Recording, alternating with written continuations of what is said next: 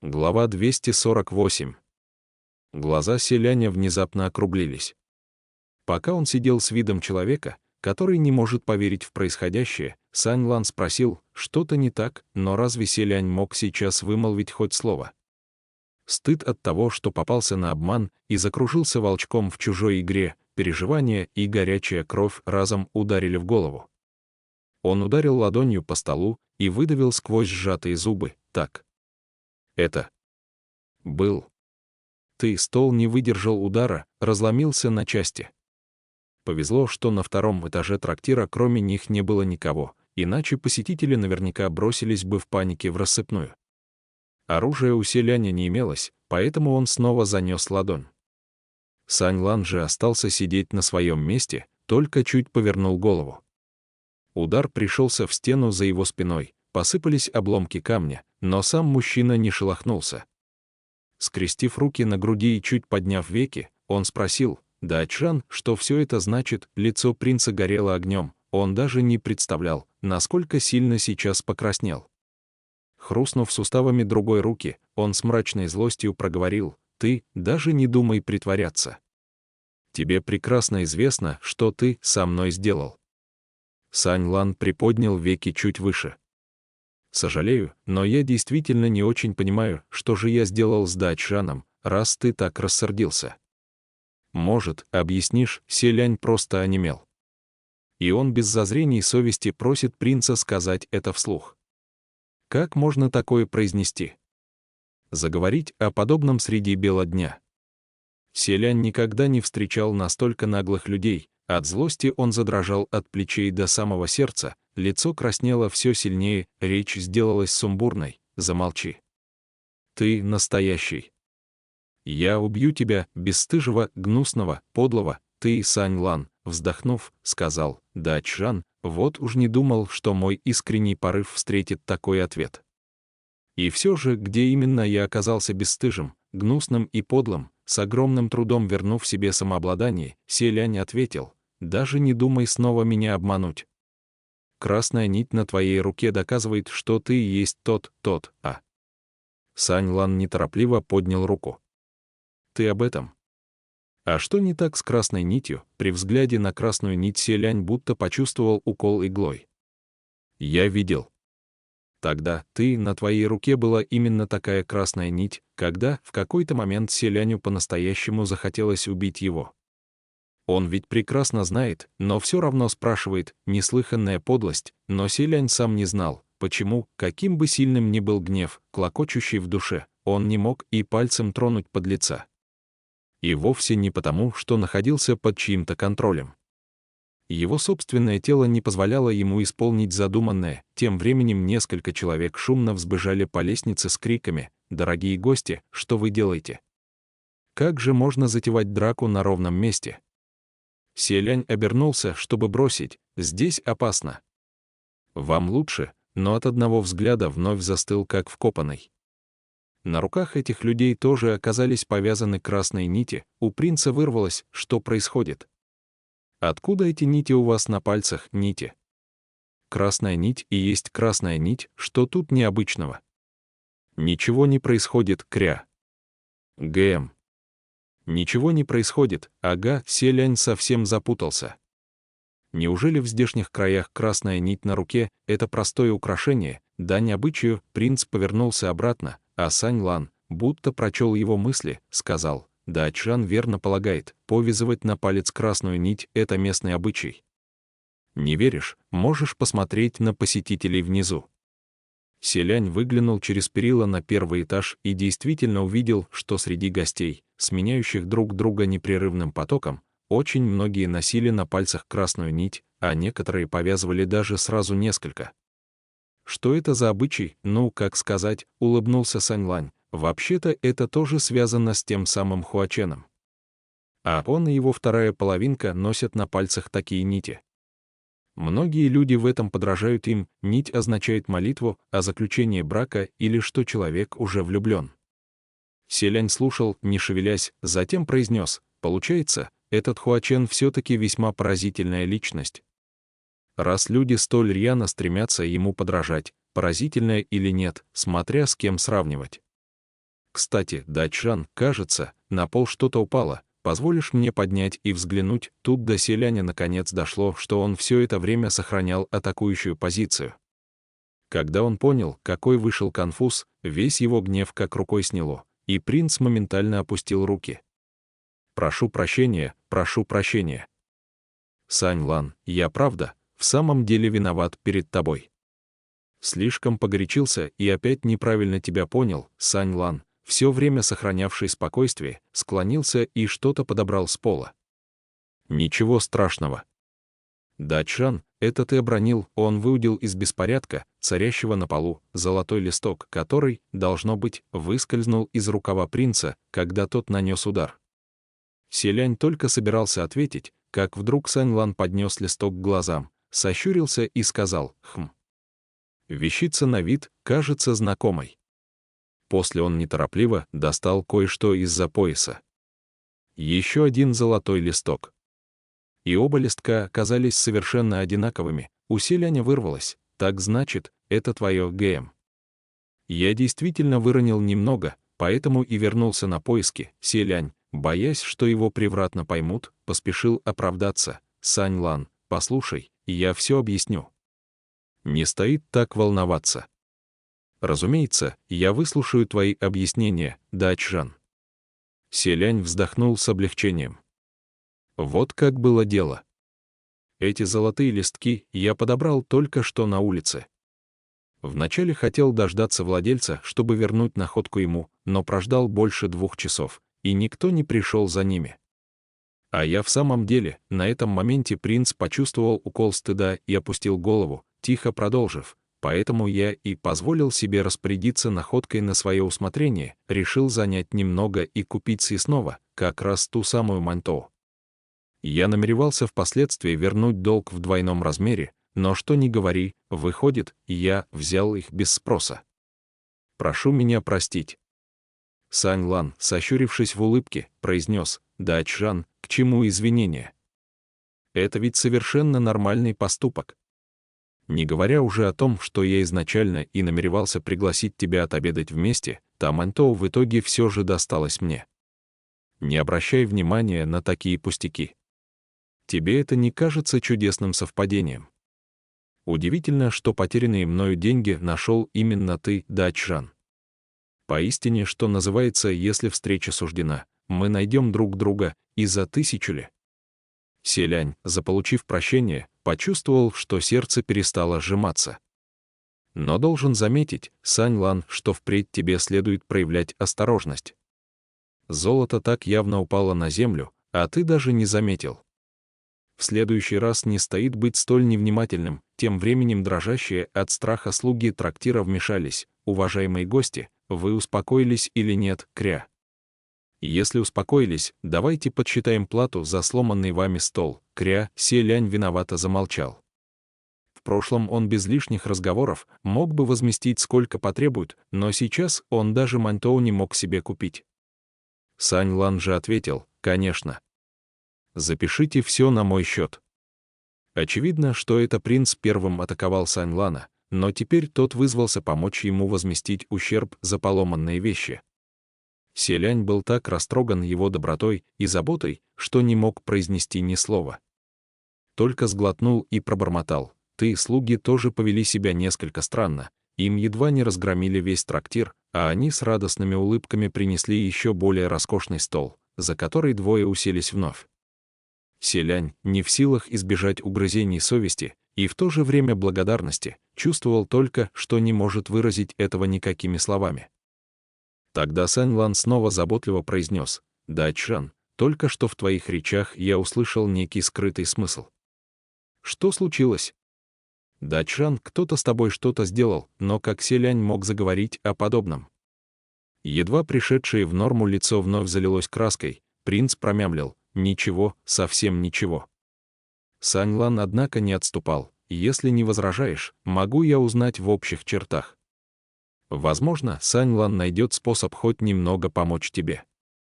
Он говорил это с добрыми намерениями, но Селянь, которого он совсем загнал в угол, вновь беспокойно поерзал, затем беспомощно сказал: «Правда, ничего не случилось». Сань Лан, не мог бы ты перестать спрашивать, у меня язык не повернется такое рассказать». Видя реакцию принца, Сань Лан решил не настаивать. «Ладно. На чем мы только что остановились?» «Ты хотел увидеться с Хуаченом, верно?» Селянь, приведя мысли в порядок, серьезно ответил: «Да». «Сань Лан, тебе известно, как это сделать?» «Разумеется, известно. Вот только ближайшие несколько дней с Хуаченом встретиться не получится». «Почему?» Сань Лан палочками сложил из овощей на тарелке улыбающееся лицо. «Говорят, что в последнее время его второй половинке не здоровится, поэтому он должен находиться рядом с ней. Кроме этого, у него больше ни на что нет времени». Селянь подумал, что этот Хуачен и впрямь оказался самоотверженным романтиком, для которого любимый человек значит очень многое, и еще больше восхитился им. Вот как, значит. Но сколько придется ждать, чтобы все-таки встретиться с ним? Самые большие 5 дней, но по меньшей мере 3 дня. Я бы посоветовал Дачжану не переживать и до той поры отдохнуть в спокойствии. Только Селянь подумал, что ему негде отдыхать, Сань Лан тут же сказал: «Если Дачжану некуда пойти, может, временно остановишься у меня. Все равно в моем большом доме почти нет обитателей». Селянь не выдержал и тихо выдохнул: «Сань Лан, ты правда такой хороший?» Принц впервые похвалил кого-то вот так откровенно, и ему стало несколько неловко. Но кроме этих слов он в самом деле не мог отыскать других, которые выражали бы его мысли более ясно. Сань Лан, словно весьма удовлетворенный похвалой, заулыбался: «Чья же вина, что мы с тобой, Дачжан, с первого взгляда подружились?» «Ох, верно, я забыл задать еще один вопрос. Дачжан, сколько драгоценных лет тебе исполнилось в этом году?» 17. «Ах, 17. Значит, ты младше меня».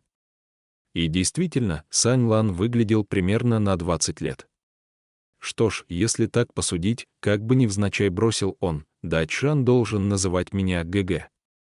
Селянь, будучи сыном императорского рода, беспримерно почитаемым его высочеством наследным принцем, не обязан был называть кого бы то ни было братьями, мало кто мог вынести груз такой великой чести. Но этот Сань Лан на самом деле произвел на Селяня очень хорошее впечатление.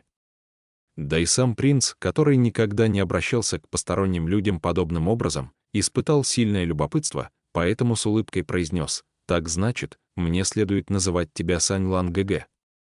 Неизвестно, показалось ли принцу, но когда он сказал «ГГ», улыбка Сань Лана вдруг сделалась немного странной. Ее поистине было трудно описать словами. Глаз Сань Лана будто бы загорелся огнем, таким горячим, что Селянь даже почувствовал жар на собственной коже. Поморгав, принц спросил: «В чем дело?» Тот ужасающий жар немедля испарился, Сань Лан вернулся к прежнему виду и с улыбкой ответил: «Ни в чем, просто я очень рад, вот и все. У меня дома нет никого младше по возрасту, и я никогда не слышал, чтобы кто-то так меня называл. Если Сань Лан не гнушается, в таком случае я могу тебя так называть». Сань Лан заулыбался так, что взгляд сверкнул, но на словах все же принялся вежливо отказываться. «Ох, разумеется, я ни в коем случае не гнушаюсь. Тут нужно спрашивать самого Дачжана, не против ли ты?» «Не против, конечно, не против. Сань Лан ГГ, мы прямо сейчас можем пойти к тебе домой или...» Сань Лан положил палочки на стол. «Что ж, идем прямо сейчас, ступай за мной». Жилище Сань Лана оказалось невероятно просторным и великолепным поместьем. Селянь, оказавшись внутри, подумал, что оно не уступает некоторым покоям императорского дворца Синьлэ, и еще сильнее убедился, что этот Сань Лан далеко не обычный человек. Вечером, в одиночестве лежа в кровати, Селянь то и дело ворочался с боку на бок. Ему все время казалось, что рядом чего-то не хватает, как ни повернись, спокойно уснуть не получается. Кроме того, из-за едва ощутимого телесного недомогания, и если лечь на спину, от давления ныла поясница, и если же перевернуться на живот, то казалось, словно что-то давит сверху. Промаявшись между сном и явью, Селянь посмотрел множество хаотичных отрывков сна. Он хотел пошевелиться, но кто-то крепко его держал. Голос возле уха говорил с ним шепотом. Иногда он принадлежал мужчине, иногда юноше, иногда называл его ГГ, ГГ, иногда «Ваше Высочество», говорил ему «Не бойся, Ваше Высочество». Нежный до крайности, порочный до крайности, но при этом полный бесконечной любви и заботы. Принц рывком пробудился, вся его одежда промокла насквозь от пота. Пытаясь отдышаться, Селянь сжал кулаки и в беспомощной ярости ударил по кровати. Запустив пальцы во влажные волосы, он подумал, когда же все это, наконец, забудется. «Дайте только поймать этого бесстыжего ублюдка, и я непременно». Тут принц заметил, что в какой-то момент у изголовья его постели появилась одежда. Тоже белые одеяния, но уже более соответствующие его вкусу. Словно испытав огромное облегчение после тяжкого испытания, Селянь поспешил во внутреннюю часть комнаты, чтобы наскоро принять омовение. Он избавился от одежд и опустился в воду, но вдруг заметил на своей шее тонкую серебряную цепочку. На цепочке висело искрящееся на свету кольцо. Неизвестно, сколько оно было спрятано за пазухой принца, все равно он совершенно не чувствовал его на своем теле, поэтому удивился, разве я носил такую подвеску? Кольцо было настолько ослепительно красивым, что Селянь погрузился в увлеченное созерцание. Но при этом не ослабил бдительности, и когда внезапно рядом сверкнул серебристый блик, вскрикнул: «Кто здесь?» Принц нанес удар ладонью по воде. Брызги взлетели гребнем и словно стальные бусины ринулись в бой, со стуком разбиваясь о стены. Но атаковал принц, как оказалось, не человека, а саблю. В полном недоумении схватив твердую саблю, Селянь вдруг увидел, как серебряные линии на рукояти оружия разошлись, словно открылся глаз, и за веками показалось вращающееся глазное яблоко. Селяня это потрясло еще сильнее. Что это за необыкновенная штуковина? Клинок сабли отличался изящной формой. Словно живое, оружие с пылким радушием кинулось к нему в объятия. Селянь не был к такому готов, поэтому сабля достигла цели, и принц от прикосновения ледяного металла вскрикнул и содрогнулся с ног до головы. Должно быть, из-за отсутствия цеубийства принц интуитивно чувствовал, что сабля для него не опасна. И потому лишь с трудом оттолкнул оружие от себя, но совершать какие-то более грубые действия, к примеру, одним ударом забросить за 9-е небо, не собирался. Тем временем мелькнул красный силуэт, который резким движением забрал саблю у принца и с угрозой произнес: «Вот ты где». Значит, приглядевшись, Селянь увидел у края бассейна Саньлана, который сжимал в руке саблю. И хотя он улыбался, на его лбу все же смутно виднелись вздувшиеся вены.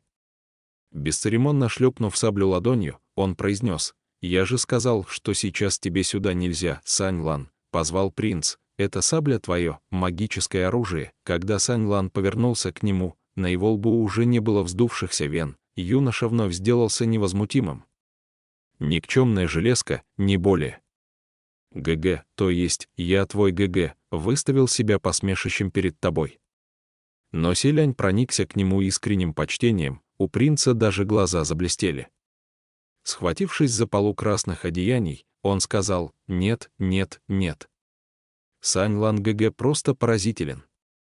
У тебя даже получилось создать оружие, у которого есть собственное сознание, сабля, которой только что досталась от Саньлана». Обиженно нахмурилась, а когда Селянь похвалил ее, вновь принялась самодовольно вращать глазом, пытаясь незаметно подобраться к принцу.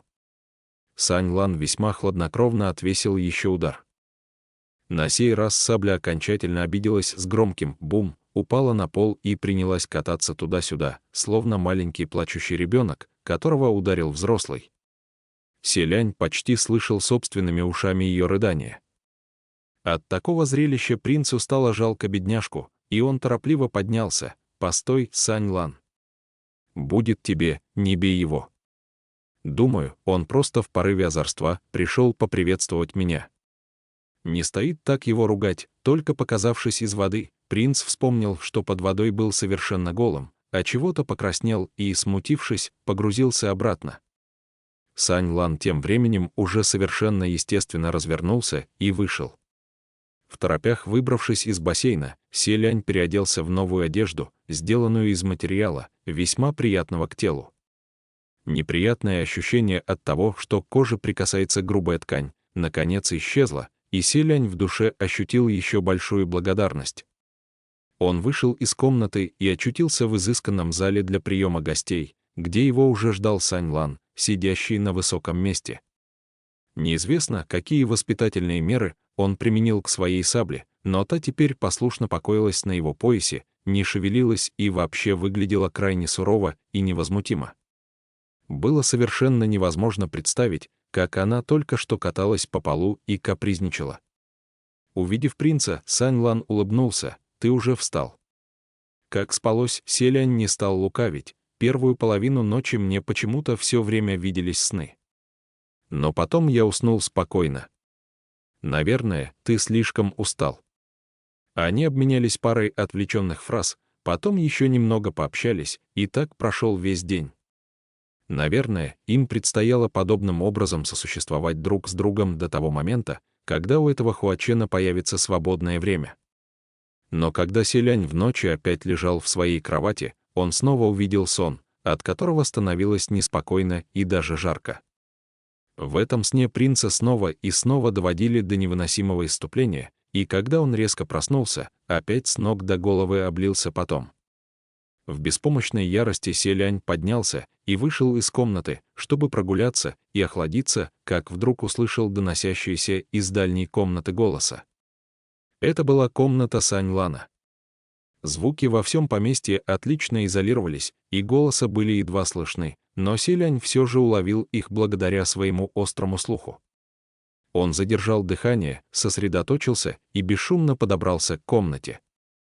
Сквозь дверную щель принц заглянул внутрь и увидел сидящего там Сань Лана, который держал в руках кисть Цзэхао и как будто что-то писал. Сейчас его суровое выражение лица разительно отличалось от того, с каким он обращался к Селяню. Рядом с ним стоял человек в черном одеянии и маске демона, он чуть склонился и что-то тихо докладывал. Но по какой-то причине ощущение присутствия этого человека в маске демона почти стиралось, по невнимательности можно было даже не заметить, что он там есть. Селянь приготовился внимательно слушать, но человек уже закончил доклад, и принц уловил лишь несколько смутных коротких фраз вроде «Эта тварь давно бесчинствует, должно быть, он отозвался на молитву и отправился разобраться с ней, тут и случилось непредвиденное, это только что определенное местонахождение».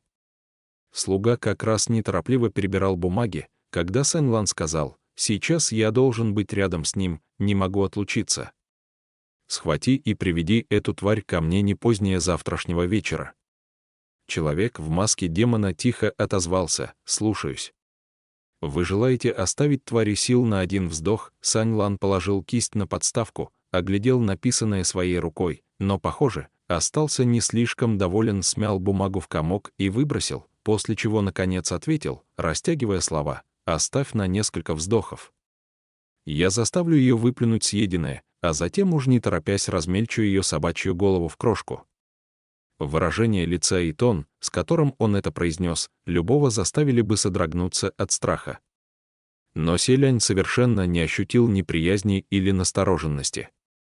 Человек в маске демона согласно кивнул и развернулся, чтобы уйти, так что Селяню пришлось спрятаться.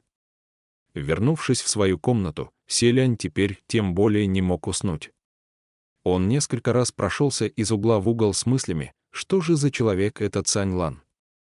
О какой твари он говорил? Из разговора принцу показалось, словно некая давно бесчинствующая в мире людей тварь проглотила что-то очень важное, чем прогневала Сань Лана. Но поскольку он вынужден присматривать за Селянем, не может отлучиться, чтобы размозжить этой твари голову. Подумав об этом, Селянь почувствовал себя крайне неловко. Этот Сань Лан отнесся к нему с такой невероятной искренностью, и вдруг сознание принца озарилось мыслью, с какой стати он должен сидеть здесь без дела. Все равно пока встреча с Хуаченом откладывается, а ведь ему давно хотелось хоть чем-то отплатить Сань Лану, этому замечательному ГГ. Что если помочь ему пленить ту тварь, сказано, сделано. Приняв решение, Селянь оставил в комнате письмо, где говорилось, чтобы Сань Лан ГГ не беспокоился, Лянь ненадолго отойдет и сразу вернется, и тому подобное. Затем принц легко подпрыгнул, взлетел в воздух и бесшумно покинул роскошное поместье.